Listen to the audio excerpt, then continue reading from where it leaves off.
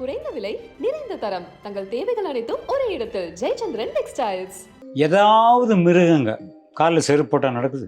அது ஏன் அவ்வளோ சுறுசுறுப்பாக இருக்குது? ஏன்னா நம்மளுடைய டோட்டல் பாடியுடைய நரம்புடைய முடிச்சுகள் அங்கே போய் தான் முடியும். ஸோ அது வந்து அக்குபஞ்சர். நம்ம நடக்கும் பொழுது அதுக்கு வந்து அந்த பிடிமானம் இது விட்டு கொடுக்கறது, நரம்பு ஃப்ரீ ஆகிறது எல்லாமே நடக்கும். ஸோ செருப்பு இல்லாமல் நடக்கிறது, நடந்து பழகிட்டீங்கன்னா செருப்பு நடக்கவே மாட்டீங்க. அன்றைய பாதசாரி வந்து அந்த காலங்களில் பாதசாரிங்கிறது கருங்காலி மரத்தில் தான் செஞ்சுருப்பாங்க. அந்த கருங்காலிக்கு அவ்வளோ பவர். ஸோ அந்த கருங்காலியில் செஞ்சது தான் பாதசாரியாக இருக்கும். அதுக்கப்புறம் என்ன ரப்பர்லலாம் வர ஆரம்பிச்சு, அது வேறு. இந்த ஒரிஜினல் பாதசாரிங்கிறது வந்து சித்தர்கள் முனிவர்கள்லாம் போடுறது வந்து கருங்காலி மரத்தில் தான் இருக்கும். அது ஒரு எஃபெக்ட். அது வெளிநாட்டுக்காரன் குளிர் பிரதேசங்கள் வந்து ஷூ போடுறாங்கன்னா அது வார்மப்புக்கு. ஸோ அது ஒரு பாதுகாப்பு. அந்த அந்த காலில் வந்து ஈரத்தன்மை அதிகமாச்சுன்னா அவங்களுக்கு மாதிரி ஜுரம் இதெல்லாம் வந்துடும். ஸோ அதுக்காக அவன் வந்து அந்த மாதிரி கண்ட்ரியில் அந்த கிளைமேட்டுக்கு ஏற்ற மாதிரி போட்டுக்கிறாங்க. நம்ம என்ன பண்ணுறோம், இங்கே ஸ்டைலுக்காக இந்த வெயிலையும் ஷூ போட்டு தான் நடக்கிறோம். அதுவே தப்பு. கருங்காலிங்கிறது வந்து அது பெரிய எதிர்வினை சக்திகளெல்லாம் கவர் பண்ணுற ஒரு இது இருக்குது. இப்போ நம்ம பேசின கிருமியும் கூட வராது, அண்டாது. அந்த கருங்காலிக்கு அவ்வளோ பவர்.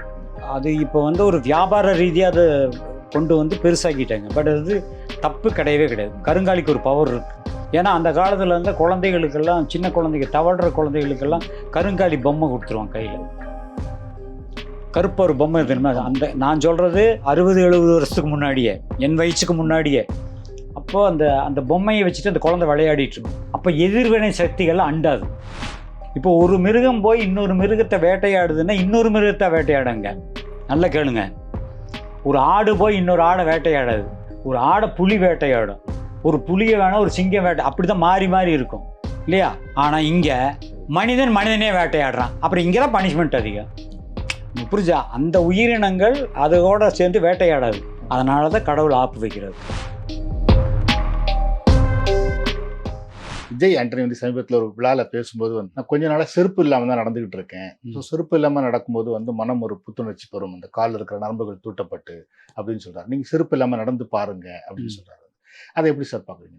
செருப்பு இல்லாமல் நடக்கிறது நல்லதா எப்படி? அது உண்மைதானே. அது சயின்டிஃபிக்காங்கிறது இல்லை, அந்த காலங்களில் இருந்து. அதாவது மனிதன் இப்போது ஏதாவது மிருகங்க காலில் செருப்பு போட்டால் நடக்குது. அது ஏன் அவ்வளோ சுறுசுறுப்பாக இருக்குது? ஏன்னா நம்மளுடைய டோட்டல் பாடியுடைய நரம்புடைய முடிச்சுகள் அங்கே போய் தான் முடியும். ஸோ அது வந்து அக்குபஞ்சர். நம்ம நடக்கும் பொழுது அதுக்கு வந்து அந்த பிடிமானம் இது விட்டு கொடுக்கறது, நரம்பு ஃப்ரீ ஆகிறது எல்லாமே நடக்கும். ஸோ செருப்பு இல்லாமல் நடக்கிறது, நடந்து பழகிட்டீங்கன்னா செருப்பு நடக்கவே மாட்டீங்க. சபரிமலைக்கு போகிறாங்க, மலை ஏறுறாங்க, மலை ஏறவங்க செருப்பு போட மாட்டாங்க. அது ரீசன் என்னென்னா, அது மேடு பள்ளம் இருக்கும், வழுக்கும் அப்படிங்கிறது மட்டுமல்ல. அந்த மலை ஏறும் பொழுதே அதனுடைய மண், அந்த அந்த ஈரத்தன்மை இதெல்லாம் நம்ம காலில் படும். அப்புறம் மேடு பள்ளங்கள் இருக்கும், விரல் மடிஞ்சு கொடுக்கும். காலை இப்படி தான் வைக்கணும், இப்படி தான் வச்சா தான் போக முடியுன்ற அந்த நெளிவு சுழிவெல்லாம் காலுக்கு கிடைக்கும். அது ஒரு பெரிய எக்ஸசைஸ். அதனால் இப்போ பிளெயின்ஸில் நடக்கிறது ஒரு பெரிய எக்ஸசைஸ் தான். செருப்பு இல்லாமல் நடந்து பழகிறது வந்து ரொம்ப ரொம்ப நல்லது. அந்த செருப்பு கண்டுபிடிக்கிறதுக்கு முன்னாடியெல்லாம் நடக்கும்போதெல்லாம் ஜனங்க நல்லா தான் இருந்தாங்க. செருப்பெல்லாம் போட்டு நடக்க ஆரம்பித்ததுக்கு அப்புறம் தான் 10 பேரில் ஒருத்தனுக்கு ஆணிக்காலாக இருக்குது. எப்படி? ஸோ அந்த காலுக்குண்டான அந்த எக்ஸசைஸ் நம்ம பண்ணுறதில்ல. பாதம் வந்து மனிதனுடைய மெயினான நரம்பு மன்றத்துடைய சேர்க்கை. அது அந்த இடம். ஸோ இங்கிருந்து எல்லாமே கனெக்ட் ஆகும். செருப்பு இல்லாமல் நடக்கிறது நல்ல எக்ஸசைஸ். அது நீங்கள் வந்து இந்த மணல்லாம் போய் நடந்தீங்கன்னு வைங்களேன், அந்த கிரிப்போட, செப்பல் இல்லாமல், ரொம்ப நல்லது. அது முன்னாடி எப்படி சார், சித்தர்கள் காலத்தில் எப்படி சார் இருந்தது? அவங்களாம் செருப்பு போட்டிருந்தாங்களா இல்லை போடலையா? செப்பல் இல்லாமல் தான் இருப்பாங்க. நடக்கும் பொழுது போடுவாங்க. அது ஏன்னா அந்த காடுகள் மேடுகளில் அந்த மாதிரி இடங்கள் இருந்ததுனால இந்த முள்ளுகள் எல்லாம் குத்திருமன்றதுக்காக பாதசாரின்னு சொல்லுவோம். அன்றைய பாதசாரி வந்து அந்த காலங்களில் பாதசாரிங்கிறது கருங்காலி மரத்தில் தான் செஞ்சுருப்பாங்க. அந்த கருங்காலிக்கு அவ்வளோ பவர். ஸோ அந்த கருங்காலியில் செஞ்சது தான் பாதசாரியாக இருக்கும். அதுக்கப்புறம் என்ன ரப்பர்லலாம் வர ஆரம்பிச்சு, அது வேறு.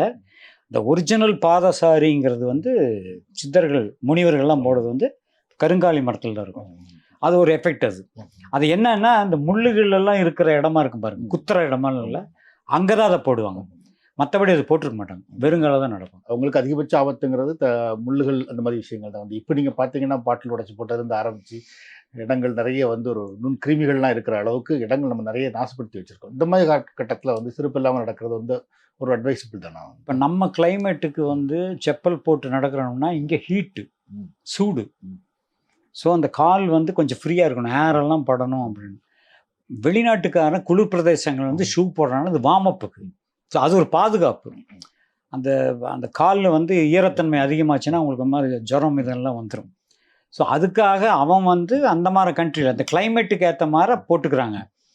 நம்ம என்ன பண்ணுறோம், இங்கே ஸ்டைலுக்காக இந்த வெயிலையும் ஷூ போட்டு தான் நடக்கிறோம். அதுவே தப்பு. நீங்கள் மேக்ஸிமம் வந்து நம்ம இந்தியாவில் இந்த பிளெயின்ஸ் இந்த மாதிரி ஏரியாக்களில் வந்து அதிகமாக வந்து செப்பல் போடுறது நல்லது ஷூவை விட. அதை விட வெறுங்காலோட நடக்கிறது தப்பே கிடையாது.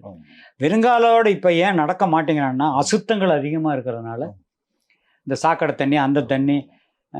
இப்போ ஒரு ரோட்டில் நீங்கள் நடந்து போனால் 2 பக்கம் வெத்தலை வகை வச்சு துப்பியிருப்பான், இந்த பான் பராக என்னென்னமோ போடுறான் எல்லாமே துப்பியிருப்பான், சளி சிந்தி போட்டு போயிருப்பான். இதெல்லாம் மிதிப்படுங்கிறதுக்காக நம்ம செருப்பு போடுறோம், கால் குத்துங்கிறதுக்காக யாருமே போடுறதில்ல. மெயினாக இந்த அசிங்கம் எல்லாம் அது நீங்கள் இப்போ தெருவில் போனீங்கன்னா தெருநாய்களுடைய அந்த கழிவே நிறைய இருக்கும், மாட்டு சாணம் இந்த மாதிரி நிறைய இருக்கிறதுனால என்ன பண்ணுறோம், அதுக்கு சேஃப்டி அதுலேருந்து தப்பிச்சுக்கிற செப்பல் போடுறோம். பட் வெறுங்கால நடக்கிறது வந்து ரொம்ப நல்லது. இதில் இந்த விஜய் அண்ணி சொல்லும்போது சில டாக்டர்ஸ் சொன்ன விளக்கங்கள் கொடுத்துருக்காங்க. அவங்க என்ன சொல்கிறாங்க அப்படின்னா, நிறைய நுண்கிருமிகள் வந்து தரையில் இருக்குது. நம்ம செருப்பு இல்லாமல் நடக்கும்போது அந்த நுண்கிருமிகள் நம்ம கால் பாதம் வழியாக வந்து உள்ளே ஏறி குடலில் வந்து தங்கி அது உடலை பாதிக்கிறதுக்கு வாய்ப்புகள் இருக்குது. செருப்பு போட ஆரம்பிச்சப்பறம் தான் வந்து நோய் பாதிப்புகள் குறைஞ்சிருக்கு. அந்த புள்ளி வரங்கள் அடிப்படையில் டாக்டர் சொல்கிறாங்க. ஆமாம், அதெல்லாம் அவங்களுக்கு அதுதானே வேலை, பயமுறுத்துறது தானே அவங்க வேலையும். நீங்கள் சும்மா ஒரு தலைவலின்னு போங்க சார், இந்த டெஸ்டட் அந்த காலத்தில் அது கிடையாதுங்க. அந்த காலத்தில் இருந்தா தலைவலின்னா தலைவலிக்கு உண்டான மருந்து மட்டும்தான் கொடுப்பாரு டாக்டர். இப்போ தலைவலின்னா இந்த தலைவலி எதனால் வந்தது, அதனால் ஒரு ஹார்ட்டு ஒரு செக்கப் பண்ணுங்கள், அந்த இதை ஒரு செக்கப் பண்ணுங்கள், டோட்டல் பாடி செக்கப் பண்ணுங்கள். இது கேட்டது வந்து கிருமிகள் கால் மூலியமாக பண்ணணும். நான் தெரியாமல் கேட்குறேன், இன்றைக்கி இருக்கிற பொல்யூஷன், இன்றைக்கி இருக்கிற கிளைமேட்டுக்கு நம்மளை சுற்றி பல லட்சம் கணக்கான கிருமிகள் போயிட்டு தான் இருக்கு காற்றுல, பல லட்சம். இது நம்மளுக்கு 9 ஓட்ட வழியாகவும் போயிட்டுருக்குது உடம்புல. காலில் மட்டும் போகிறதுனால வியாதி வராது, புரிஞ்சவங்களுக்கு. அதனால் அதெல்லாம் சும்மா அம்பக்கு. செருப்பு போட்டதுனால கிருமி வந்து அப்படியே ஏறுதுங்கிறதெல்லாம் அம்பக்கு. நான் ஒத்துக்கவே மாட்டேன். உங்கள் உடலுக்குள் எங்கே துவாரமாக இருக்குதோ அது வழியாக தான் கிருமிகள் போகும். மூச்சு காற்று வாய் வழியாக, காது வழியாக, கண்ணு வழியாக, இது 9 ஓட்டைகள் வழியாக தான் உள்ளே போகிற சான்ஸ் இருக்க ஒழிய கால் வழியாக போகுதுங்கிறதெல்லாம் அம்பக்கு. அந்த காலில் வந்து நீங்கள் ஒரு ஓட்டை போட்டு அதுக்குள்ளே கிருமி போனால் தான் உண்டு. அவன் என்ன சொல்லணும், நடக்கும்போதே ஏதாவது காயங்கேயும் போட்டு அதில் கிருமி போகணும். அந்த அளவுக்கெல்லாம் இன்றைக்கி எவனும் வந்து காயம்படுற அளவுக்கெல்லாம் நடக்கிறது இல்லை, புரிஞ்சுதா? அதெல்லாம் சும்மா டூப்பு, சும்மா அவங்க பொழப்புக்கு சொல்லுது. அதெல்லாம் நான் நம்பவே மாட்டேன். கிருமிகள் அதிகமாக வந்து உங்கள் உடலுக்குள் வந்து 9 துவாரங்கள் வழியாக தான் போகும். அது உணவு மூலியமாக, காற்று மூலியமாக அப்படி தான் போக முடியும், தண்ணி மூலியமாக அப்படி தான் போக முடியும். தனியாக ஒரு கிருமி வந்து உள்ளே போகாது. என்ன நன்மைகள்? சரி, நீ இந்த கேள்வி கேட்கல, நீங்கள் அந்த டாக்டர்கிட்டே கேட்கலாம். உங்களுக்கெல்லாம் அறிவு, எங்கேயாவது ஒரு கிருமி வந்து தோலை தொலைச்சிட்டு உள்ளே போகுமா? என்னங்க அதே கிருமிங்கிற கொத்துற ஒரு பாம்பு, ஒரு கடிக்கிற தேளை தொலைச்சிட்டு உள்ளே போகாது. ஒரு கிருமி வந்து அப்படி தொலைச்சிட்டு போகுதா? 50 துவாரங்கள் வழியாக போகணும். காலில் செருப்பு இல்லாமல் நடக்கிறது மூலமாக நம்மளுக்கு என்ன நன்மைகள் கிடைக்கும்? உடலுடைய அத்தனை நரம்புகளுடைய செயல்பாடு பிரமாதமாக இருக்கும். அப் டு மூளை வரைக்கும். மூளை வரைக்கும் நம்ம எல்லாமே நரம்பு மண்டலம் தானே. ஒரு நரம்பு பிசைனாலும் மென்டலுங்கிற, ஒரு நரம்பு வச்சுன்னா கண்ணு தெரியல, ஒரு நரம்பு வச்சுன்னா பேச, அதுதானே உண்மை. ஸோ அந்த கால் நரம்பு ஜாயிண்ட் இருக்குது பார்த்தீங்களா, இங்கே போய் சரியாக மேலே வரும். ஸோ அதுதான். ஸோ ஒவ்வொரு அசைவுமே நம்ம நரம்பை வந்து கிளியர் பண்ணிகிட்டே இருக்கும். ஸோ நடக்கும் பொழுது வந்து இந்த அக்குப்பஞ்ச், அதாவது இந்த மசாஜ் பண்ணுற மாதிரி இருக்கும். நம்ம நடக்கிறதே ஒரு மசாஜ் பண்ணுற மாதிரி காலுக்கு. மசாஜ் பண்ணும்போது நரம்பு மண்டலம் எல்லாம் ஒரு ஃப்ரீயாகும், மைண்டு ஃப்ரீயாக இருக்கும். அவ்வளோதான் வேறு. ஆனால் நம்ம வந்து செருப்பு இல்லாமல் நடக்கும்போது உங்கள் மைண்ட் என்னன்னா எங்கேயோ ஏதாவது மிதிச்சிருமோன்னு அந்த மைண்டில் போகும். இப்போ செருப்பு போடும்பொழுது அந்த மைண்ட் இருக்காது. அவ்வளோதான். அவனோட வந்து பிளெயினாக வந்து கால் வெறுங்காலில் நடக்கிறது ரொம்ப ரொம்ப விசேஷம். இன்னொன்று சார், இப்போ கருங்காலி பற்றி நீங்கள் சொன்னீங்க சார். பழைய காலத்து சித்தர்கள் வந்து செருப்புகளில் கருங்காலி மரத்தில் தான் பண்ணாங்க. இடையில கொஞ்சம் காலம் பார்த்தீங்கன்னா இந்த கருங்காலி மாலை போடுறது ரொம்ப நல்லது அப்படின்னு சொல்லி அது பெரிய ட்ரெண்டாக இருந்துச்சு. கொஞ்சம் குறைஞ்சிருக்கு. ஆனால் சிலர் சொல்கிறாங்க அது அதனால ஒன்றும் பெரிய பிரயோஜனம் இல்லை, கருங்காலி மாலை போடக்கூடாதுன்னு சொல்கிறாங்க. கருங்காலி போடுறது, அதாவது அந்த நம்பிக்கை உள்ளவங்களே கருங்காலி மாலை போடுறது நல்லதுன்னு சில நம்புகிறாங்க. சிலர் நம்பிக்கை உள்ளவங்களே கருங்காலி மாலை போடக்கூடாதுன்னு சொல்கிறாங்க. உங்கள் அட்வைஸ் என்ன சார்? கருங்காலி மாலை இல்லை, கருங்காலிங்கிறது வந்து அது பெரிய எதிர்வினை சக்திகளெல்லாம் கவர் பண்ணுற ஒரு இது இருக்குது. இப்போ நம்ம பேசின கிருமியும் கூட வராது, அண்டாது. அந்த கருங்காலிக்கு அவ்வளோ பவர். அது இப்போ வந்து ஒரு வியாபார ரீதியாக அதை கொண்டு வந்து பெருசாக்கிட்டாங்க. பட் அது தப்பு கிடையவே கிடையாது. கருங்காலிக்கு ஒரு பவர் இருக்குது. ஏன்னா அந்த காலத்தில் இருந்த குழந்தைகளுக்கெல்லாம், சின்ன குழந்தைங்க, தவழ்கிற குழந்தைகளுக்கெல்லாம் கருங்காலி பொம்மை கொடுத்துருவாங்க கையில். கருப்பு ஒரு பொம்மை தெரியுமா? அந்த நான் சொல்கிறது 60-70 வருஷத்துக்கு முன்னாடியே, என் வயசுக்கு முன்னாடியே.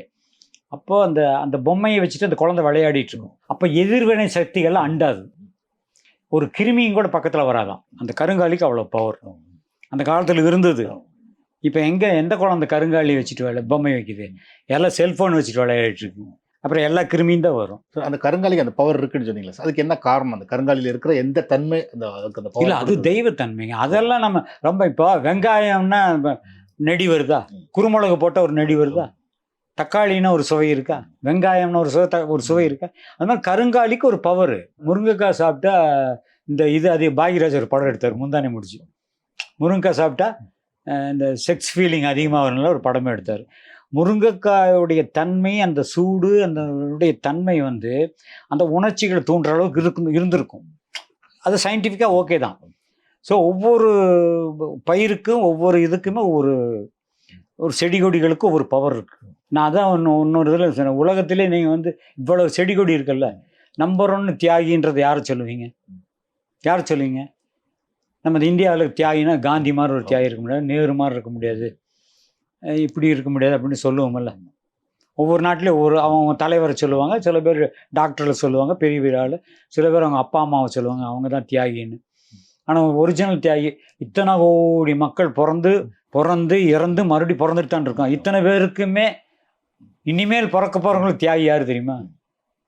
இந்த முதல்ல அந்த அரளி செடி விதையை தின்னுருப்பான்ல.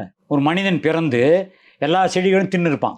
பழத்தை பறித்து தின்னுருப்பான், பசியாற்றிருப்பான், இந்த இலையை பறித்து அந்த இலை என்னன்னு தெரியாமல் எடுத்து தின்னுருப்பான். ஒருத்தன் தின்னு 10 நிமிஷத்தில் வாந்தி எடுத்து செத்துருப்பான், இறந்துருப்பான்ல. அதுக்கப்புறம் பக்கத்தில் இருக்கிறெல்லாம் போய் தேடுப்பேன். அப்போ அவ்வளோதான், அவன் எந்திரிக்கவே இல்லை.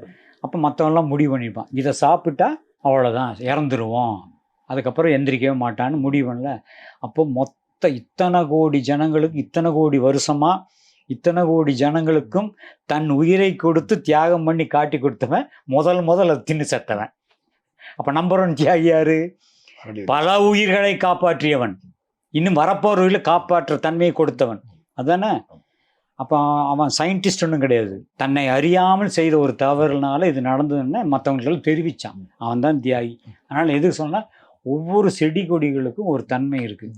அது ஒவ்வொரு மனிதனும் அதனுடைய உணர்ந்து நம்மளுக்கு தெரியப்படுத்தணும். நம்ம ஒவ்வொருத்தரும் கற்றுக்கிட்டோம், இதுக்கு இந்த தன்மை இருக்குது, இதுக்கு அப்படி தான் வந்தது ஒழிய ஒன்றுனால ஒரு அழிவுன்னு நடந்திருக்கும். அந்த அழிவை நோக்கி அதை செய்யாமல் நல்ல வளர்ச்சின்னு இருக்கு. அது மாறி தான்.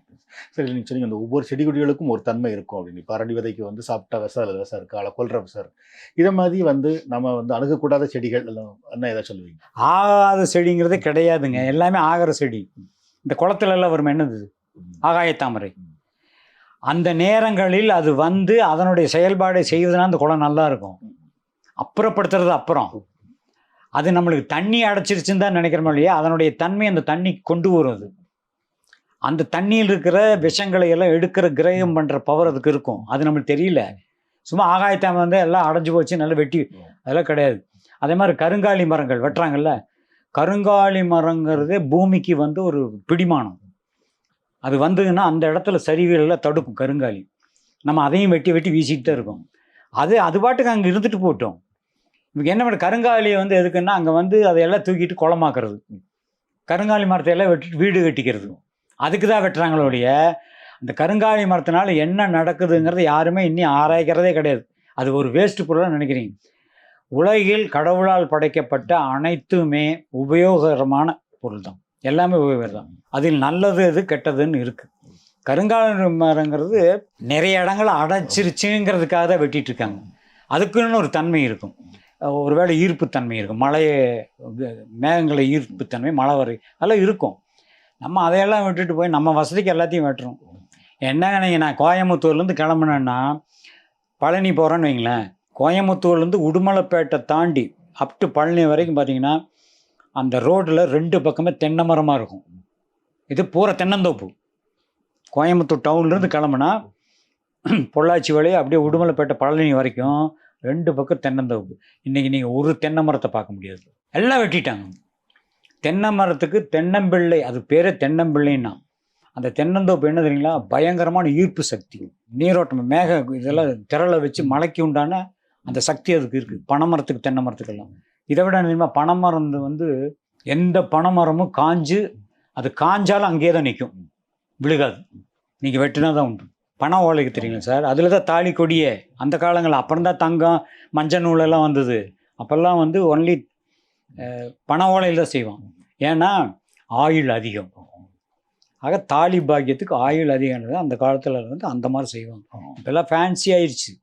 ஸோ நம்ம எல்லாமே மாறுபட்டு பண்ணிகிட்டு இருக்கோம். அதனால் ஒவ்வொரு தாவரங்களுக்கும், ஒவ்வொரு செடி கொடிகளுக்கும், ஒவ்வொரு மிருகங்களுக்கும், ஒவ்வொரு மனிதனுக்கும் ஒவ்வொரு செயல்பாடு உண்டு. அது நல்லது கெட்டதை தீர்மானிக்காமல் 6 அடி வச்சுட்டு போராடுறது தான் மனுஷன். இது வேணும்னா வேணும், இது வேண்டான்னு ஒருத்தர் சொல்கிறான்னா அவன் அதை பட்டிருப்பான். அப்போ நம்மளும் வேண்டான்னு விட்டுறணும். குடியை கிடக்குன்னு எழுதி தான் வைக்கிறோம், ஆனால் குடிச்சுத்தான் இருக்கானுங்க. அப்போ அது கெடுக்குன்னு தெரிஞ்ச ஒன்று நடக்குதில்ல. அப்போ தவறு யார் மேலே? மக்கள் மேலே தான். தெரிந்தும் தவறு செய்கிறோம் நாம், தெரியாமலும் கூட தவறு செய்யாது மிருகங்கள். இல்லை, நீங்கள் சில எல்லா மரங்களுமே வந்து நன்மைக்காக தான் படைக்கப்பட்டிருக்குன்னு சொல்லிங்க சார். ஆனால் அதுலேயும் இப்போ கருங்காலி மாதிரி சில மரங்களுக்கு ஒரு தெய்வீக தன்மை இருக்குது அப்படின்னு நம்ம மக்கள் நம்புறாங்க. வந்து அதை மாலையாக செஞ்சு போடுறாங்க. டைரக்டர் லோகேஷ் கனகராஜ் கூட பார்த்தீங்கன்னா கடைசி அதை கருங்காலியில் மாலை போட்டிருந்தாரு. இப்போ இதை மாதிரி தெய்வீக தன்மை உள்ளது வேற என்ன? ஒரு காலத்தில் வந்து அம்மை நோய் பயங்கரமாக இருந்தது. அன்னைக்கெல்லாம் வந்து அந்த அப்போ முதல்ல அம்மையும் அந்த புதுசுலலாம் அதுக்குன்னு அம்மை இன்ஜெக்ஷன்லாம். இப்போ நாங்கள்லாம் பள்ளிக்கூடத்தில் படிக்கும்போது அம்மா வராமல் இருக்கிறது ஆன்டிசெப்டிக் அந்த இன்ஜெக்ஷன் பண்ணுவாங்க, அம்மையை குத்துவாங்க. அப்புறம் தான் மெடிசன்லாம் வந்தது. ஆனால் அதுக்கு முன்னாடியே ஒரு அம்மை நோய் வந்ததுன்னா பூரா வேப்ப இலையை போட்டு அதில் தான் படுக்க வைப்பாங்க. அந்த அந்த குளிர்தன்மை, அதிக வெப்பம் சூடு தானே அம்மை நோய்ங்கிறது அதிக வெப்பம் தானே. இப்போ அது இல்லை. அது காரணம் வந்து நம்ம மாற்றிக்கிட்டோம். கிளைமேட்டு ரொம்ப வெப்பமானா ஏசி போட்டுக்கிறோம், அந்த மாதிரி கொஞ்சம் மாற்றிக்கிட்டோம், இல்லை ஊட்டிக்கு போகிறோம் அப்படி. பட் அந்த காலங்களில் அங்கேயே இருந்து அம்மையே வந்தாலும் அந்த வேப்பிலை தான் மருந்து. அப்புறம் இந்த வேப்பிலை சாரெல்லாம் கொடுப்பாங்க. ஸோ அப்போ குணமாச்சல்ல, அம்மா குணமாச்சல்ல. அது எதுக்கு சொல்கிறேன்னா, எல்லாமே மருத்துவம் உள்ளது தான் தாவரம். அதில் மைனஸ் எது ப்ளஸ் எதுன்னு இருக்கு. ஒன்றும் இல்லை சார், 5 அறிவுன்னு சொல்கிறீங்களா சார். அரளி செடி ஒரு மனிதன் சாப்பிட்டா இறந்தா தியாகின்ட்டான், நம்மளுக்குள்ளே சொல்லிட்டோம். எந்த மிருகமாவது ஒரு பாய்சன் செடி போய் சாப்பிட்ருக்கா? எந்த மிருகமாவது ஒரு இலை தலையை சாப்பிட்டு இறந்துருக்கா? அதுக்கு தெரியுது பார்த்தீங்களா, ஸ்மெல்லு தெரியுதா இல்லையா?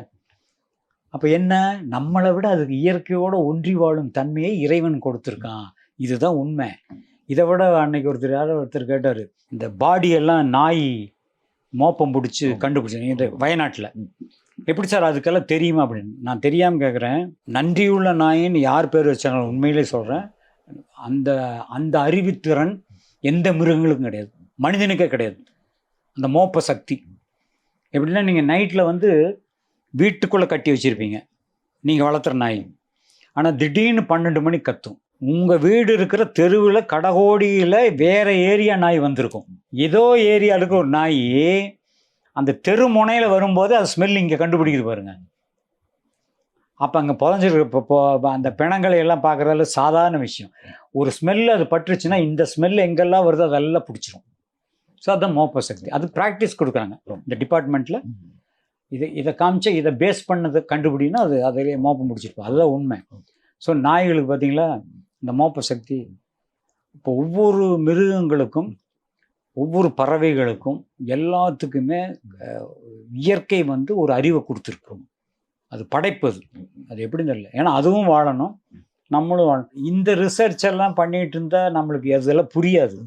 இந்த புரியாமல் இருக்கிறது வளர்றவங்க தான் அடப்போயா ஏன்னோ சயின்ஸுன்றாங்க. அதெல்லாம் சும்மா. இப்போ ஆடு மாடு பறவையெல்லாம் வந்து சாமி கும்பிட்றது இல்லை, மனுஷன் தான் சாமி கும்பிட்றான். ஆனால் கடவுள் வந்து மனுஷனை தான் சோதிக்கிறார், அவங்கள சோதிக்கிறது இல்லை. அது எப்படி பார்க்குறீங்க? ஆடு மாடுகளுடைய பாதிப்பு அது கூட போய் இருந்து நீங்கள் பார்த்துருந்தீங்கன்னா தெரியும். நீங்கள் போய் பார்க்குறதில்ல சார், நீங்கள் மனிதனுக்குள்ளேயே இருக்கிறத பேசிட்டீங்க. 2வது, அது உருட்டு பெரட்டு திருட்டு அடுத்தவனை ஏமாத்துறதெல்லாம் அதுக்கு செய்யறது இல்லை. நீங்கள் அதை மட்டும்தான் செய்கிறீங்க. அதனால் இங்கே பனிஷ்மெண்ட் அதுக்கு அங்கே இல்லை, அவ்வளோதான். இப்போ ஒரு மிருகம் போய் இன்னொரு மிருகத்தை வேட்டையாடுதுன்னா இன்னொரு மிருகத்தை வேட்டையாடுங்க. நல்லா கேளுங்க. ஒரு ஆடு போய் இன்னொரு ஆடை வேட்டையாடாது. ஒரு ஆடை புலி வேட்டையாடும், ஒரு புலியை வேணா ஒரு சிங்கம் வேட்டை அப்படிதான் மாறி மாறி இருக்கும் இல்லையா? ஆனா இங்க மனிதன் மனிதனே வேட்டையாடுறான். அப்புறம் இங்கதான் பனிஷ்மெண்ட் அதிகம். உங்களுக்கு புரிஞ்சா? அந்த உயிரினங்கள் அதோட சேர்ந்து வேட்டையாடாது. அதனாலதான் கடவுள் ஆப்பு வைக்கிறார்.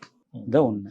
தென்னை மரங்கள் அழிகிறத பத்தி தென்னை மரங்கள் என்னன்னா குறிப்பா இந்த தேங்காய் எண்ணெய் சாப்பிட்றது உடலுக்கு நல்லது இல்லை, கொலஸ்ட்ராலை கூட்டம், ஹார்ட் அட்டாக் வாய்ப்புகள் இருக்குன்னு சொல்லி அதை குறைச்சி நம்ம வெளியே இருந்து பாம் ஆயில் இந்த மாதிரி எண்ணெய்கள் வாங்கி சாப்பிட ஆரம்பிச்சப்பறம் தான் தென்னை மரத்தோட தேங்காய் எண்ணெயோட விலை குறைஞ்சி தென்னை மரம் லாபம் இல்லைங்கிறப்ப விவசாயிகளே தென்னை மரத்தை வெட்டுறாங்க. அதே நேரத்தில் இப்போ திரும்ப ஒரு பேச்சு வருது, தேங்காய் எண்ணெய் நல்லது, தேங்காய் எண்ணெய் யூஸ் பண்ணிக்கலாம் அப்படின்னு சொல்லி. நீங்க எப்படி பாக்குறீங்க சார்? இது நல்லதா கெட்டதா? அப்போ முதல்ல தேங்காய் எண்ணெய் நல்லதுன்னா, அப்புறம் மோசம்னா, அப்புறம் மறுபடியும் நல்லதுங்கிறாங்க. இப்போ நல்லா இருக்கும்பொழுது விளைச்சல் அதிகமாக இருந்தது, நல்லா இருந்தது. விளைச்சல் கம்மியானு இன்னொன்று வந்து கண்டுபிடிச்சான் எண்ணெயை, அதை விற்கிறதுக்கு இது மோசம்னா. நம்ம பொழப்பே இதுதாங்க. அடுத்தடுத்த ஸ்டெப்பு போகிறதுக்கு முன்னாடி இருக்கிற ஸ்டெப்பையெல்லாம் அழிச்சிடுறது, அதை பேரை கெடுக்கிறது. தேங்காய் எண்ணெய் மாதிரி பெஸ்ட் எண்ணெய் வேர்ல்டுலேயே கிடையாது. தேங்காயிலிருந்து வர்ற இளநீ நல்லதுங்கிற, அதே தேங்காயிலிருந்து எடுக்கிற எண்ணெய் தப்புங்கிற. அப்போ அதுவே தப்பு தானே? இளநியாக இருக்குது, அப்புறம் அதுக்குள்ளே தேங்காயாக இருக்குது, அந்த தேங்காயை சாப்பிட்றோம், அந்த தேங்காய் இது பண்ணி பண்ணோம்னா எடுத்தோம்னா அதில் வந்து எண்ணெய் வருதுங்கிற. கொப்பரை தேங்காயில் எண்ணெய் வருது. அப்போ தன்மைகள் தான் மாறுதே ஒழிய, இப்போ பசு வந்து கொடுக்கறது பால் தானே, ஒவ்வொரு ஸ்டேஜாக மாறுதில்ல. பால் ஆகுது, அப்புறம் தயிர் ஆகுது, அப்புறம் மோர் ஆகுது, அப்புறம் வெண்ணெய் ஆகுது, அப்புறம் நெய் ஆகுதில்ல, அப்புறம் நெய்யோடு முடிச்சு போகுதில்ல. அந்த மாதிரி தான் ஒவ்வொன்றுமே அதனுடைய தன்மைகள் மாறும். தன்மைகள் மாற அதனுடைய குணங்கள் மாறாது. அந்த குணம் வந்து அப்படியே தான். ஆனால் தேங்காய் எண்ணெய் வந்து அம்பக்குன்னா ரொம்ப ரொம்ப மோசம். இதெல்லாம் ரொம்ப ஜென்ரலாக இதே வயநாடு மேட்டர் நினச்சி. கேரளா தென்னை மரம் அதிகமாக உள்ளது. தென்னை மரம் நீங்கள் பார்த்தீங்கன்னா கன்னியாகுமரி, நாகர்கோவில் பார்டர், அந்த பார்டர் பூராமே இருக்கும். அங்கே இருக்கிற எல்லா ஜனங்களுக்கு பாருங்கள் முடி வளர்ச்சி சூப்பராக இருக்கும். கேரளாவிலலாம் பெண்களை பார்த்தீங்கன்னா அப்படியே முடி வந்து அப்படியே அழகாக இருக்குது, அப்படி இருக்குது. ஜென்ஸுக்கெல்லாம் முடியை கொட்டுறதில்ல, தேங்காய் எண்ணெய் போய்ட்டு தான் இருப்பாங்க. தேங்காய் எண்ணெய் வளருவான். அவ்வளோ நல்லது உடம்புக்கு. அது வியாபார ரீதியாக இவனு ஒரு எண்ணெயை விற்கிறதுக்காக ஒரு எண்ணெயை மட்டம்ட்டான். இப்போ அவனுக்கே தெரியுது இதுதான் மட்டம், அது பெட்டர்னு. ஸோ இதுதான் இது இயற்கை. இது வந்து என்ன தெரியுமா சார், மனிதன் அவன் பொழப்புக்கு மாறி மாறி எதையாவது சொல்லுவான் சார். ஆனால் படைப்பு என்னைக்கு கடவுள் ஒன்று படைச்சானோ அந்த தன்மை அப்படியே தான் இருக்கும். இவன் ஒன்றும் மாற்றவே முடியாது. சில மனுஷன் அழிக்கிறான் அப்படின்னு சொல்லி. அதில் இன்னொரு விஷயம் இப்போ இந்த செய்வினைகள்லாம் செய்கிறாங்க. ஒருத்தரை பிடிக்கலன்னா அவரை காலி பண்ணுறதுக்கு செய்வினை செஞ்சா போதும் அப்படின்னு. அப்படி முடியுமா? செய்வினைங்கிறது உண்மைதானா? எதிர்வினை அப்படின்னு சொல்கிறோம்ல, அந்த எதிர்வினைங்கிறது வந்து சில பேருக்கு அந்த திருஷ்டிகள் படும். இப்போ நீங்கள் உங்களை பார்த்துட்டு என்ன இப்படி இருக்கான் அப்படின்னாவே